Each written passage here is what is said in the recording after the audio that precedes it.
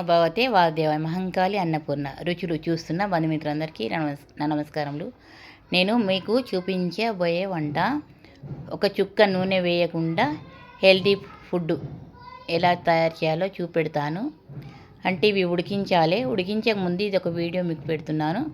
అంటే 100 గ్రాముల శనగలు, 100 గ్రాముల పెసళ్ళు, 50 గ్రాముల పల్లీలు. అంటే పొద్దున నానబెట్టి రాత్రి నానబెట్టి పొద్దుననే చేసుకోవచ్చు.